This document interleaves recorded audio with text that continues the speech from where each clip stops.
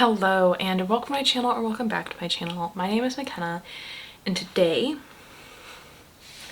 I'm talking about some required reading. This semester I'm taking a course called the American Novel or whatever it is, and I have 4 books that are required reading. And so my idea was, what if I went through and gave like an assumption of how I was going to feel about each of them, and then as I read them for the class, talk about in a vlog for each of them how I feel. So that's what I'm doing. I thought it would be really cool to kind of talk about different discussions that were happening within the class with these books as well as I was reading them, but the 4 books that I have to read for this class are The Awakening by Kate Chopin, Beloved by Toni Morrison, The Sun Also Rises by Ernest Hemingway, and The Daughters of Erie-Town by Connie Schultz. So as The Daughters of Erie-Town by Connie Schultz is the first one that we're going to read, I'm going to read the description here and then talk about it and gauge my prediction of my rating. Clayton Valley, Ohio, 1957. Ellie has the best grades in her class. Her dream is to go to nursing school and marry Brick McGintley. A basketball star, Brick has the chance to escape his abusive father and become the first person in his blue-collar family to attend college. But when Ellie learns that she is pregnant, everything changes.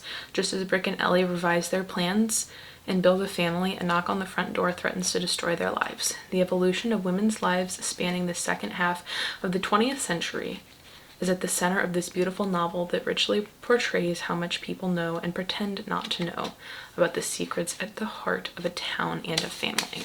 This seems really interesting, and if I were to gauge off of that, I would say 4 or 5 stars is gonna go to The Daughters of Erie-Town by Miss Connie Schultz. I guess it's Mrs. Connie Schultz. That's this one, this first one. I believe after that we're going to read Beloved by Toni Morrison.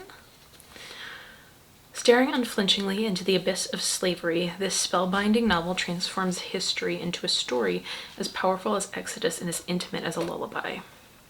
Seth, the protagonist, was born a slave and escaped to Ohio, but 18 years later she is still not free.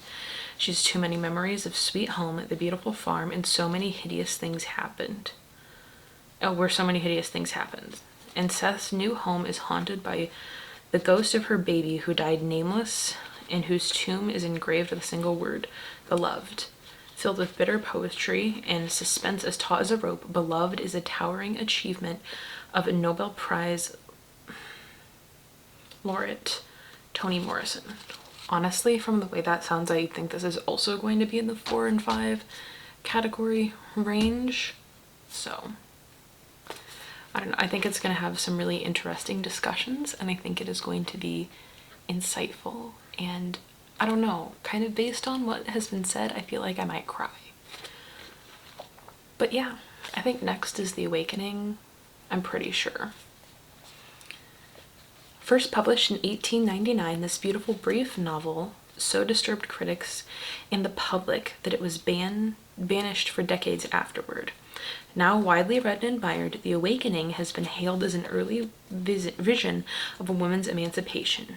The sensuous book tells of a woman's abandonment of her family, her seduction, and her awakening to desires and passions that threaten to consume her.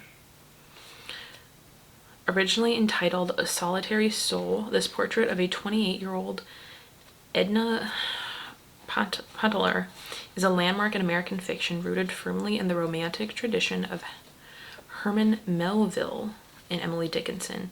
Here, a woman engaged in self-discovery turns away from convention and society and toward the primal, irresistibly attracted to nature and the senses. Irresistibly attracted to nature and the senses. I didn't garner a lot from that. So I think it sounds like a feminist book, which is pretty good for me. So I think in the 3 to 5 range, but not sure. We'll see. And finally, The Sun Also Rises by Ernest Hemingway. This quintessential novel of the lost generation, The Sun Also Rises, is one of Ernest Hemingway's masterpieces and a classic example of his spare but powerful writing style. A poignant look at the delusionment and angst of the post-World War I generation, the novel introduces two of Hemingway's most unforgettable characters, Jake Barnes and Lady Brett Ashley. The story follows the flamboyant Brett and the hapless Jake as they journey from the wild nightlife of 1920s Paris to the brutal bullfighting rings of Spain with a motley group of experience. It is an age of moral bankruptcy, spiritual disillusion, unrealized love, and vanishing illusions. First published in 1926, The Sun Also Rises helped to establish Hemingway as one of the greatest writers in the 20th century.